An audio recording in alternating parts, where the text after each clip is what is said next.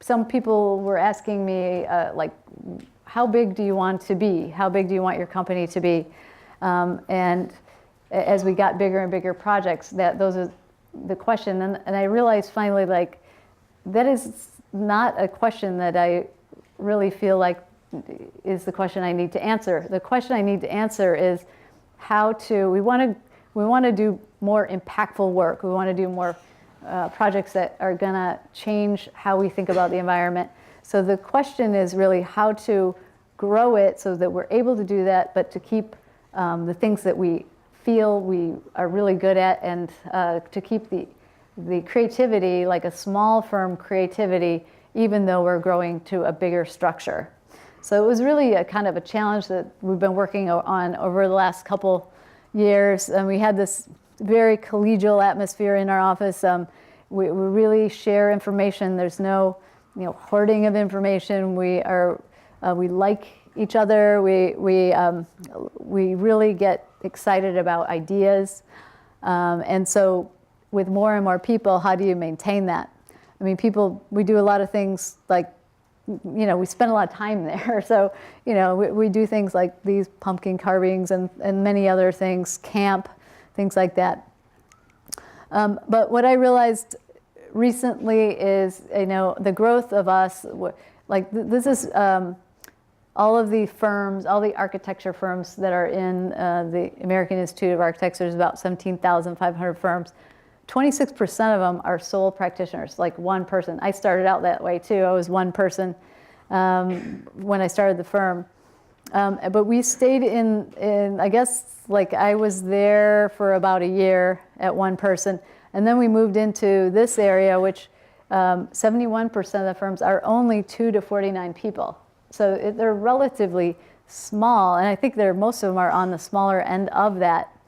Now we're about 80 people, and so we're like moved into this, the upper 3%. There's only 2% of the firms that are over 50 and less than 100, and there's only 1% of the firms that are over 100. So it's very interesting, and it's also, so we're like seeing that is really giving us insight as to what our potential could be now that as we shift into this other area. By the way, about a third of all of the architecture graduates are employed in that from the top 3% of the firms, of the large firms. So one thing we've been doing, we grew our camp. We go to camp every year, and it's a creativity camp, and we expanded it, and it's still accommodating us at 80.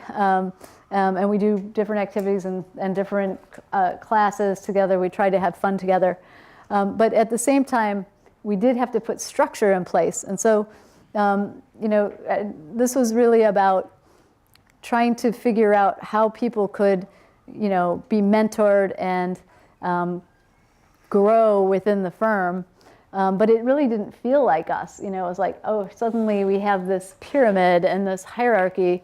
And what do we really want that to be? So we spent a long time working on that. We have a diagram that represents our project orientation. So when we work on a project, the project is in the middle and we're all around it.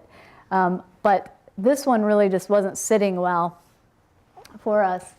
And so one day as we were just working on this, filling it out, I noticed that it actually looked better like this. And that was a kind of an aha moment, because for us, it really is about support and growth. This is almost like a tree, and where the ideas are coming in, and they are the nutrients, and they're going out and branching up, and each branch with people that have been there longer can support and mentor people that are coming in that are new up at the top. And the people that are new and up at the top have a chance of becoming a branch and becoming a tree. So I think the lesson here is just that even when you have to change your organization to accommodate something like growth, you can still own it. You can still own, that growth and make it be what you want it to be. You can design it.